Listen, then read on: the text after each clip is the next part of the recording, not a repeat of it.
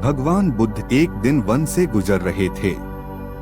रास्ते में एक व्यक्ति जमीन खोद रहा था। बुद्ध विश्राम के लिए वृक्ष के नीचे बैठ गए। उस व्यक्ति को खोदते खोदते एक कलश मिला। कलश में हीरे जवाहरात भरे हुए थे। उसने सोचा, आज मेरा भाग्य जाग उठा है। उसने कलश बुद्ध के चरणों में रखा तथा कहा, आपके आशीर्वाद से ही मुझे यह अकूत दौलत प्राप्त हुई है। मैं इसमें से कुछ रत्न आपको भेंट करना चाहता हूँ।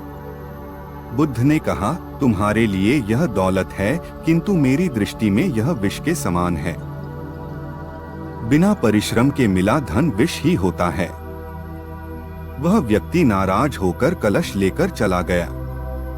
उसने हीरे जवाहरात बेचकर संपत्ति खरीदी और दरिद्र से धनवान हो गया। किसी ईर्ष्यालु ने राजा से शिकायत कर दी कि जमीन में दबा धन राजकोष का होता है। अमुक व्यक्ति ने उसे निजी काम में लाकर नियम का उल्लंघन किया है।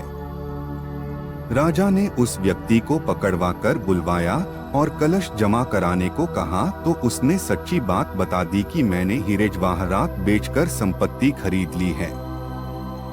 राजा के आदेश से उसे परिवार सहित जेल में डाल दिया गया। उसकी संपत्ति जब्त कर ली गई। एक दिन राजा जेल के निरीक्षण के लिए गया।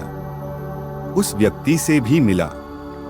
उसने कहा, राजन, मुझे जब वह कलश जमीन से मिला तो बुद्ध वहीं थे।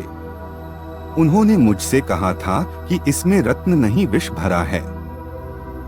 यह सुनकर मैंने उनका अपमान किया था। आज जेल में रहकर मुझे अनुभूति हो रही है कि उनकी बात बिल्कुल सच थी। बिना परिश्रम किए मिला विष ही होता है। मैं एक बार भगवान बुद्ध के दर्शन कर उनसे क्षमा मांगना चाहता हूँ। राजा ने भगवान बुद्ध को ससम्मान राज्य में आमंत्रित किया। जेल से निकालकर उस व्यक्ति को बुद्ध के पास ले जाया गया। उसने उनके चरणों में बैठकर क्षमा मांगी तथा कहा, आपकी बात सत्य थी। कलश में वास्तव में विष था जिसने मुझे जेल भिजवाया। बुद्ध के आदेश से राजा ने उसे जेल से रिहा कर दिया। उसने उसी दिन से परिश्रम से प्राप्त धन से जीवन यापन शुरू कर दिया।